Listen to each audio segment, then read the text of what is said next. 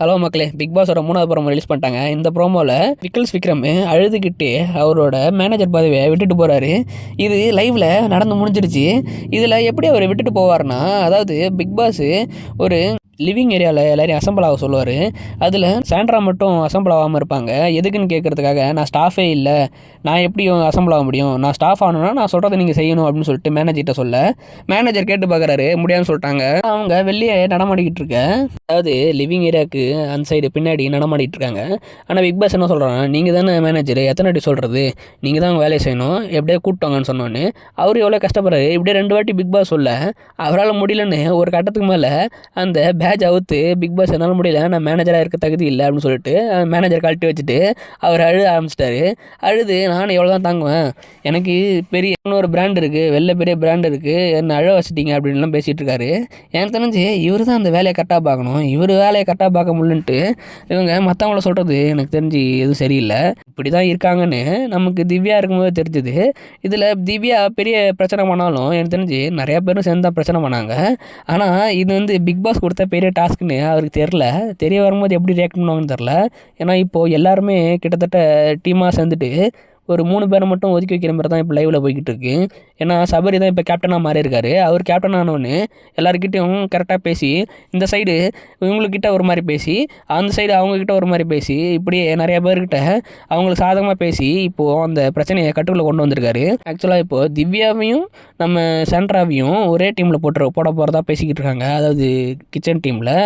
ஆனால் அவங்கக்கிட்ட போயிட்டு இவங்களை இப்படி போட்டால் மட்டும்தான் நம்ம பிரச்சனையை தீர்க்க முடியும்னு சொல்லிட்டு மற்ற ஹவுஸ்மேட்ஸ் கிட்ட சொல்லி அவங்கள கொஞ்சம் கன்வின்ஸ் பண்ணி கொண்டு வர பார்க்குறாங்க.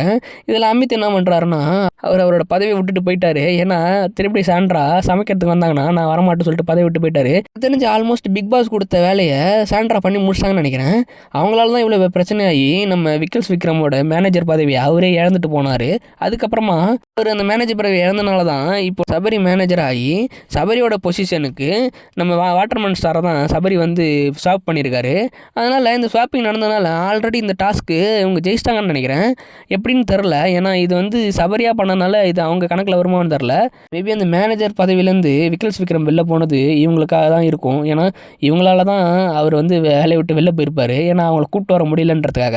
இதை பிக் பாஸ் முன்னாடியே சொல்லியிருப்பார். சீக்ரெட் டாஸ்க்கு சொல்லும் போதே, நானே உங்களுக்கு அந்த வாய்ப்பு கொடுப்பேன், அப்போது நீங்கள் உங்கள் வேலையை காட்டி இந்தமாரி ஒருத்தவங்களை வேலையை விட்டு தூக்க வைக்கணும், இல்லை ஸ்வாப் பண்ண வைக்கணும், இல்லை அவங்கள ஃபயர் பண்ணணும் வைக்கணும், இப்படி ஏதாவது பண்ண வைக்கணும்னாரு. அதேமாரி அவர் கூப்பிட்டு இவங்க வரலன்னொன்னே பிக் பாஸ் கிட்ட இவரே போயிட்டு, நான் என் வேலையை ராஜினாமா பண்ணிக்கிறேன், நான் இந்த மேனேஜருக்கு தகுதி இல்லைன்னு சொல்லி அவரே கொடுத்துட்டாரு.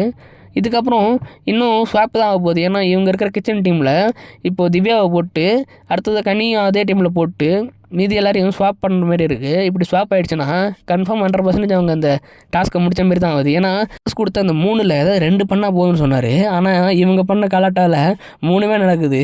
ஒருத்தர் தானாகவே அவரோட பதவியை திறந்துட்டு போயிட்டார். இன்னொருத்தர் ஸ்வாப் பண்ணிட்டாங்க. ஃபஸ்ட்டு யாரையாவது ஒருத்தவங்கள ஃபயர் பண்ண வைக்கணும். அது கூடிய சீக்கிரத்தில் நடக்கும்னு நினைக்கிறேன். எனக்கு தெரிஞ்சு அதுவும் வாய்ப்பு இருக்குது. ஏன்னா அமித் நான் வேலையை விட்டு போகிறேன்னு சொல்லிட்டு அவர் ட்ரெஸ்ஸை கழட்டி போட்டு சாதாரணமாக அவர் ட்ரெஸ் போட்டு சுற்றிக்கிட்டு இருக்காரு.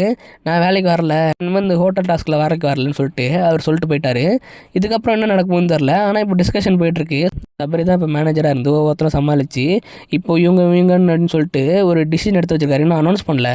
எந்த சாயந்தரத்துக்குள்ள அனௌன்ஸ் பண்ணுறாங்க. அனௌன்ஸ் பண்ணதுக்கப்புறம் நான் அப்டேட் பண்ணுறேன். இந்த மாதிரி நிறைய அப்டேட் தெரிஞ்சுங்க. சேனல் சப்ஸ்கிரைப் பண்ணிக்கோங்க. அடுத்த வீடியோவில் பார்க்கலாம்.